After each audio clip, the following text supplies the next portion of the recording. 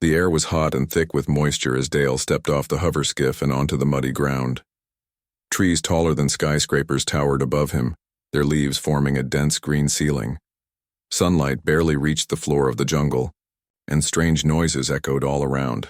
Clicks, chirps, and rustling leaves. Dale adjusted the straps of his backpack and looked behind him. The rest of the survey team was already pulling away, the skiff vanishing into the distance. He was alone now. They called this area the Hollow Green, a stretch of untouched jungle on the far side of the planet Arendor 6. Locals said it was cursed, that strange things happened to people who entered it. But the Earth Mining Division didn't believe in ghost stories. The company had told Dale to chart the jungle, mark mineral-rich spots, and prove once and for all that there was nothing living inside. But something felt off the moment he walked in. The jungle was too quiet, but not dead. It was watching. Dale didn't know how to explain it. He had been on 10 different planets during his service, scouting, surveying, and surviving harsh environments. But this place gave him chills. Every few minutes, he thought he saw movement from the corner of his eye. But when he turned, there was nothing there. He kept walking, machete in hand, cutting through the thick vines. Birds, if you could call them that, flew overhead with bright wings and sharp clicking sounds. Giant insects crawled across bark, glowing faintly with natural light. After hours of hiking, Dale found something strange. In the middle of a clearing stood a stone pillar about as tall as him. It was cracked, covered in moss, and nearly swallowed by the roots of a large tree. But it wasn't natural. The edges were carved smooth, and strange symbols had been etched into the surface. He ran his hand over the markings. They didn't look like any human language. Dale took out his datapad and scanned the symbols, but the computer didn't recognize them. He took some pictures, then moved around the clearing. That's when he noticed another odd thing. None of the trees had grown in the center of this spot. It was as if something had once been built here and nature had simply swallowed it over. Time. He kept exploring. Further into the jungle, he found a wall of vines that seemed too perfect to be natural. When he brushed them aside, he found a large rock surface behind them. Another structure, maybe part of a ruined building. The same, alien markings ran along the stone. That night, Dale set up camp under a curved root that formed a sort of shelter. He started a small fire using a portable flame unit and heated his meal packet. As he ate, he listened to the jungle. The usual noises continued, but there were footsteps, soft ones, circling his camp. He stood up, flashlight in hand, scanning. The darkness, nothing. But when he woke the next morning, his fire was out and his equipment had been moved. Not stolen, just rearranged. His knife was now beside his bedroll. His datapad was neatly placed on a rock. And around the camp, strange symbols had been drawn in the dirt, circles, lines, and arrows pointing deeper into the jungle.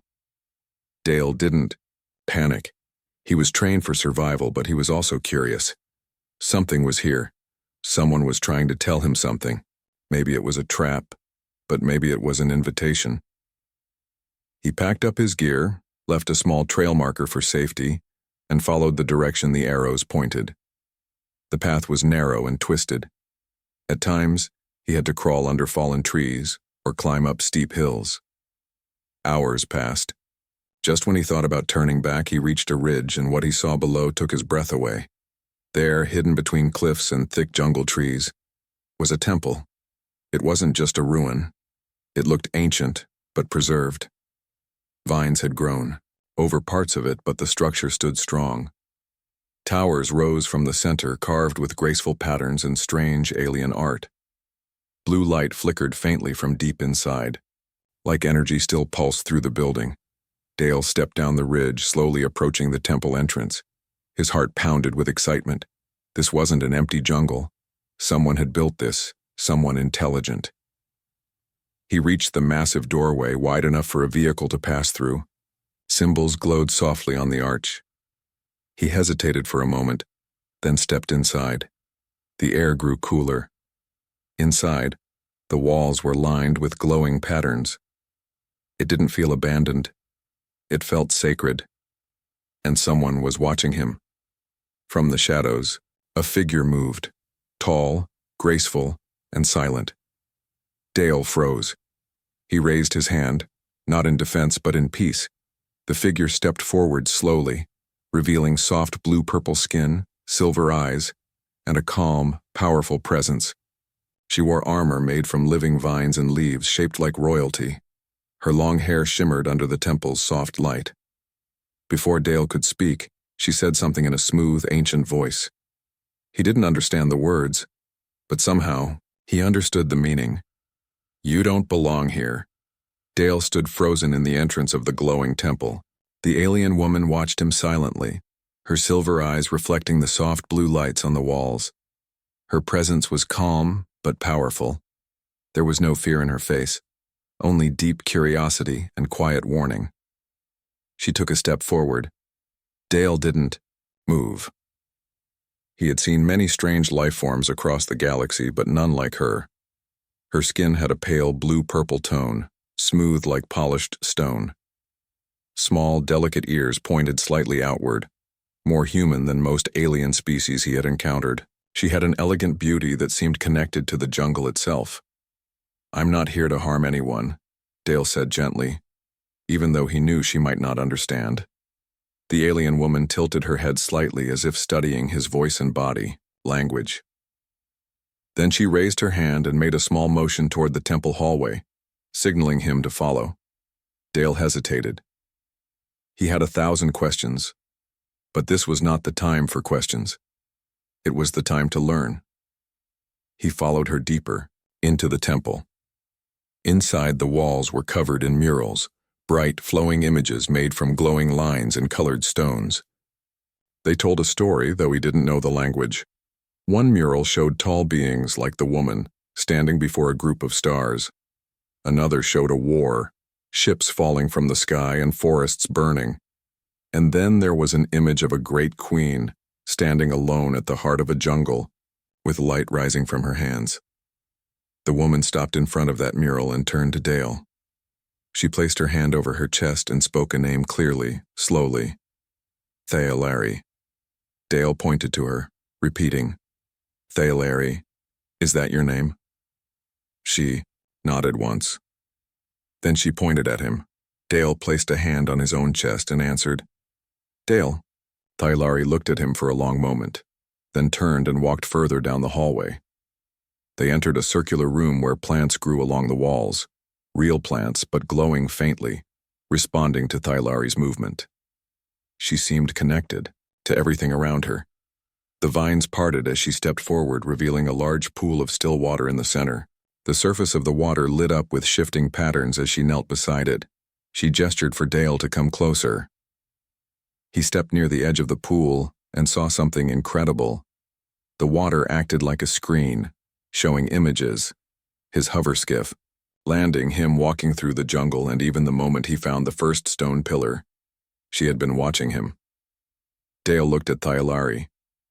"You've been following me," he said, amazed. She nodded again, this time slower. Then she pointed at the image of the Earth Mining Division's flag on his bag. Her expression turned serious. Dale understood. She didn't trust humans. Maybe she had a reason.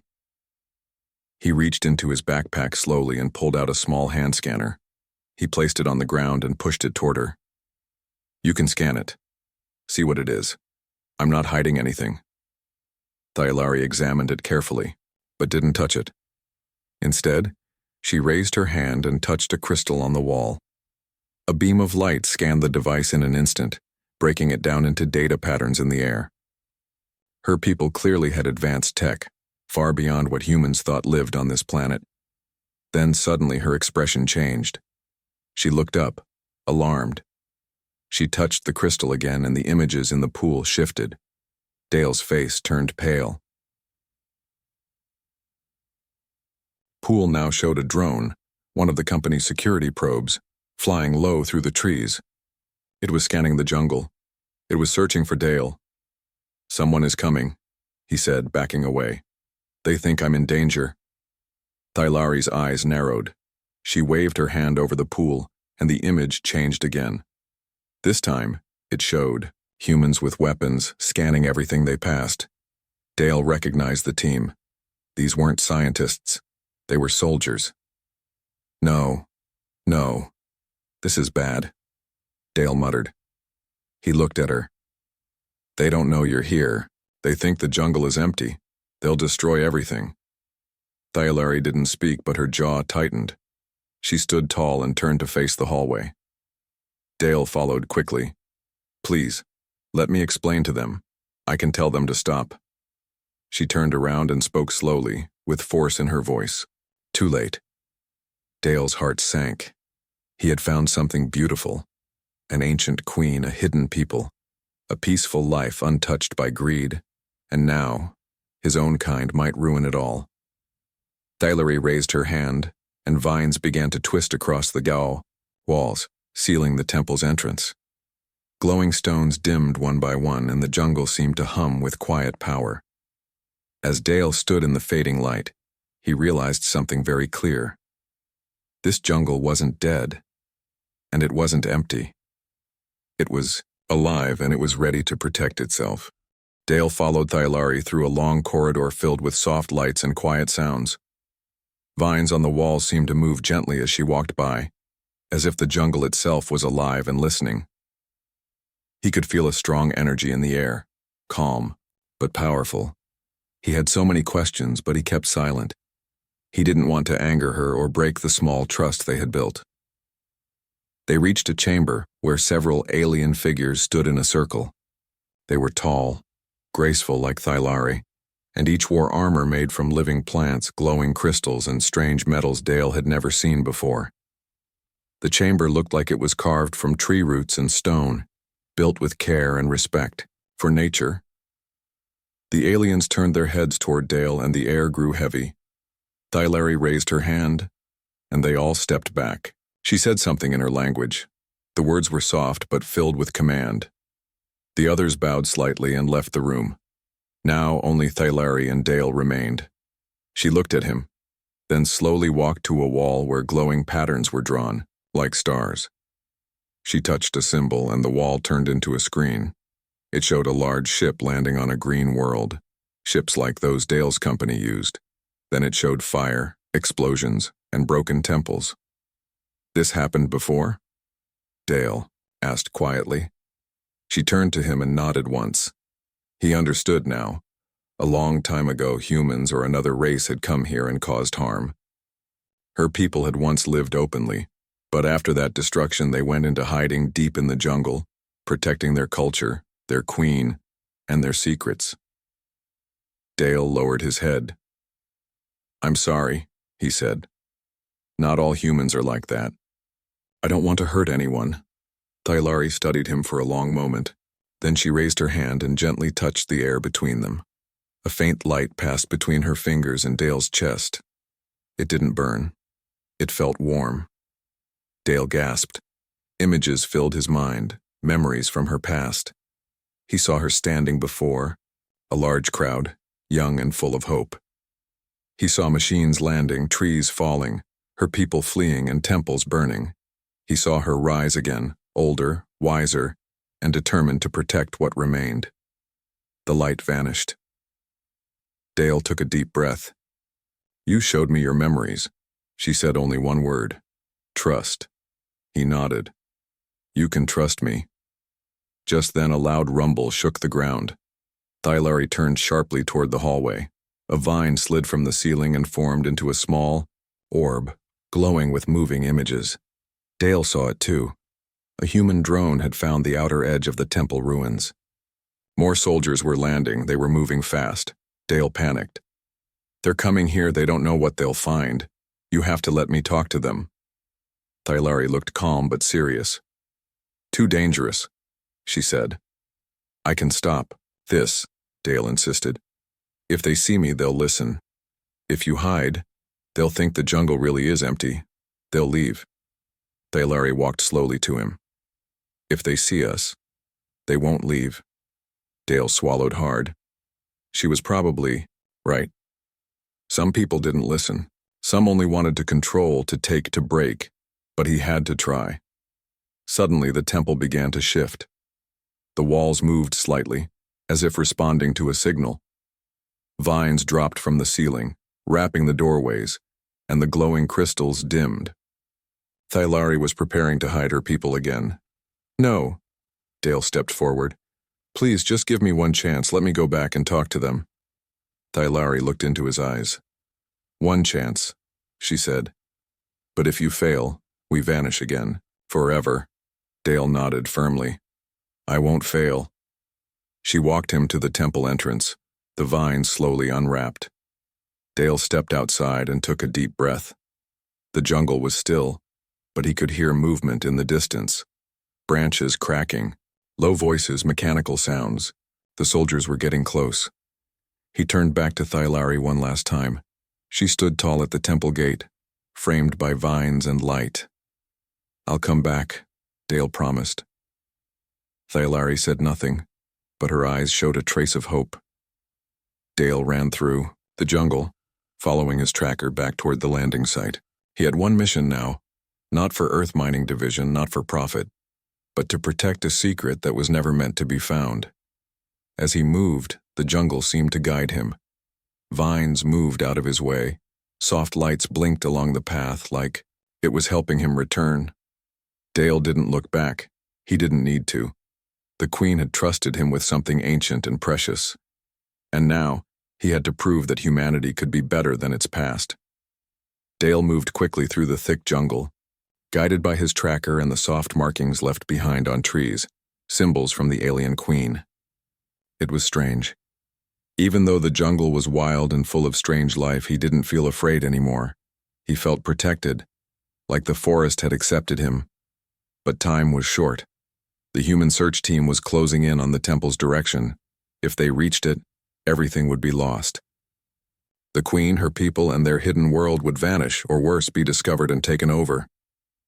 As Dale climbed a small hill, he finally saw the blinking light of the camp beacon.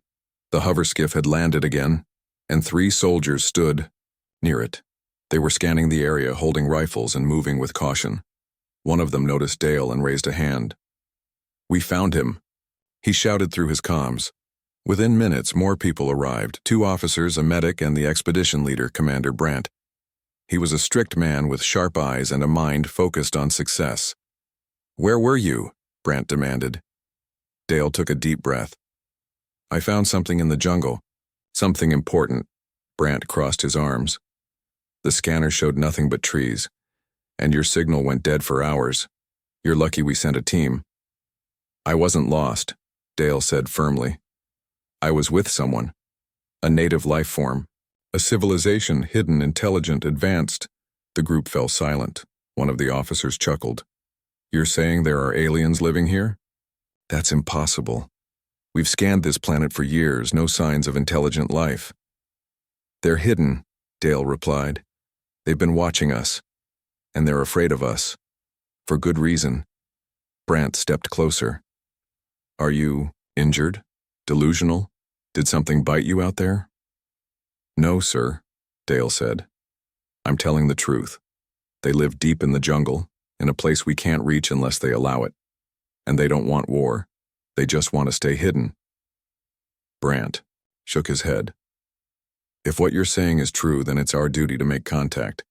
A new species could mean research, trade, even power. This could be the discovery of the century." Dale's heart sank. He knew this would happen. "They don't want contact," he said. "They've already suffered before. If you push them, they will disappear forever, or they'll fight back." Brandt wasn't listening. He turned to the soldiers. "Prepare a team. We're going to find this hidden group. Dale, you'll lead us." "I won't," Dale said. Everyone stared at him. "I promised them I wouldn't let anyone hurt them," he continued. "I gave my word." Brandt's voice grew colder. "You're a scout, not a diplomat. You follow orders." Dale stood his ground. "Sometimes orders are wrong." The silence grew heavy. The tension could be felt in the air. Brandt gave a sharp nod. "Take him back to base. We'll find this place without him." 2 soldiers moved forward, but Dale raised a hand. "Wait, you're not going to find them. The jungle protects them. You won't even get close." Brandt smirked. "We'll see." As the group prepared to move deeper into the forest, Dale was taken aside.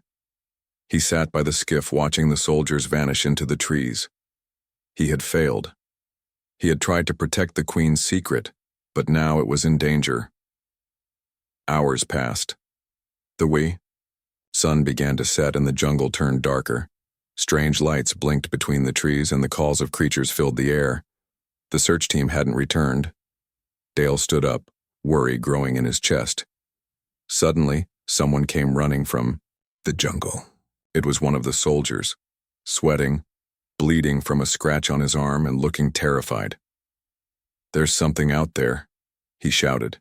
"The trees moved. The vines grabbed us. I don't know where the others are." Panic spread in the camp. Dale stepped forward. "Call them back before it's too late." Brand's voice came through a comm unit, but it was full of static. Lost, surrounded, retreat. Then nothing. The jungle had responded. Dale looked into the darkness. He didn't want anyone to be hurt, not the soldiers, not the Queen's people. But now both sides were on the edge of conflict. He had to go back. He turned to the medic. "Let me go. I can calm them. I can speak to her." The medic hesitated, then slowly nodded. Dale grabbed his gear and headed back into the trees. The jungle didn't feel welcoming this time. It felt tense, like it was holding its breath. As he neared the temple ridge, a familiar figure stepped from the shadows. It was Queen Thailari. She looked at him, her face calm but her eyes serious. "I tried," Dale said quietly. "I warned them. But they didn't listen." Thailari stepped closer. "They touched what they should not." Dale lowered his head. "Please don't hurt them. Let me bring them out." She said nothing for a moment. Then she turned and walked back into the jungle, her voice soft. "Follow. One last chance." Back at base, the story changed. The official report said the jungle was too dangerous to explore further. Strange electromagnetic interference made the scanners useless. The operation was shut down. Commander Brandt was removed from duty for endangering his team. And Dale? He left the company. But he didn't leave the planet. He stayed, living quietly in a small outpost near the jungle's edge, where he kept the Queen's secret safe. Because he knew the truth. The jungle was never empty. It was just waiting for someone worthy to see it. The jungle grew quiet again. Birds returned to their songs and glowing plants shined gently at night. No more human machines flew overhead. No soldiers came looking for lost treasures. The forest breathed in peace. Dale had built a small wooden shelter near the outer edge of the jungle. He didn't return to the base. He didn't want rewards or recognition. All he wanted was to protect what he had discovered and whom he had met. Each day he walked along the border, checking the trees and leaving small signs. He never crossed the invisible line between his world and the Queen's. He respected her space. But sometimes when he stopped near the old stone pillar, she would appear. Thailari came like the wind, silent, graceful, always watching. They didn't always speak. Sometimes they sat quietly, listening to the forest. Other times, she would teach him about the jungle, about the trees that healed wounds or the vines that lit up like stars. One day, Dale brought something with him, a small wooden box. Inside it, he placed a few things from his world, a music chip with soft melodies, a drawing of the temple, and a simple silver bracelet. He offered the box to Thailari as a gift. She opened it slowly, examined each object, and looked at him with soft eyes. "You give this freely?" she asked. "Yes," Dale said. "You trusted me. I want to show the same respect." Thailari nodded. She placed the silver bracelet on her wrist and listened to the music as it played. It was a quiet tune, gentle and peaceful, like a lullaby, from Earth. She stood and motioned for Dale to follow her. This time she led him deeper into the jungle, beyond the temple, past glowing trees, and into a wide valley hidden under a misty hill. There, he saw it, a full alien city. Homes made of stone and living plants, bridges hanging between tall trees, and alien children laughing near streams that sparkled with energy. It was beautiful, untouched by war or greed. It was the heart of her people. "This is what we protect," Thalari said. Dale was speechless. He finally understood. This was not just about survival. It was about preserving a culture, a way of life that honored balance with nature, peace, and connection. Thalari turned to him. "You are the first human to see this. Why do you think I brought you?" Dale hesitated. "Because I kept your secret." "No," she said softly, "because you understand it." They walked through the city together. The people watched Dale with curious but kind eyes. Some nodded. Others smiled. They trusted him, because their queen did. That night they returned to the edge of the jungle. The stars shone brightly above, and the air was warm with the sound of the forest. Thalari looked up at the sky. "Your people will return one day." Dale nodded. "Maybe. And when they do, I'll be ready to speak for both sides." She looked at him. "I've made my choice." He raised an eyebrow. "What choice?" She stepped closer. "To no longer hide forever. To prepare. To share. What can be shared, but on our terms. And I want you to guide that path." Dale felt a strange mix of fear and pride. "Me? Why?" "Because you see with your heart, not just your eyes." He didn't know what to say. Thalari raised her hand, touching the air between them again. A small blue light glowed from her palm and moved to his chest, leaving a faint mark like a symbol made of light. "What is this?" he asked. "It means you are a friend of the forest." "One of us." Dale smiled. "Then I will protect it, as long as I live." Thalari gave a rare smile. Small, calm, and true. Later that night, Dale sat alone near his shelter looking at the jungle. He thought about Earth, about cities filled with noise and people chasing things they didn't need. And then he looked, back at the jungle, alive, ancient, and wise. He whispered to himself, "They said this place was empty, but it's the most alive thing I've ever known." And far behind the trees, the queen watched him one more time before disappearing, into the shadows, leaving behind peace and trust. A few months passed. The jungle stayed calm, and no new soldiers came. It was as if the world had forgotten about Arendor 6, but Dale hadn't. Each day, he woke up in his small shelter near the jungle's edge. He studied the forest, listened to its sounds, and learned how it lived. Queen Thalari continued to visit him, sometimes sharing stories, sometimes just watching the stars beside him in silence. Then, one morning, a message came through his old communicator. "New mining team arriving. Prepare for contact. Mission reactivated under new leadership." Dale's chest tightened. It was starting again. He quickly gathered his gear and walked toward the temple path. As usual, the vines moved for him. He followed, the familiar glowing trail until he reached the heart of the jungle. Queen Thalari was waiting, standing tall among her people. She looked calm, but her eyes showed concern. "They're coming," Dale said. "A new team, probably bigger. And they won't believe old reports, they'll want proof." Thalari nodded. "Then it is time." "For what?" She stepped forward. "For us to choose. Do we hide again? Or do we show them who we are, with strength and wisdom?" Dale hesitated.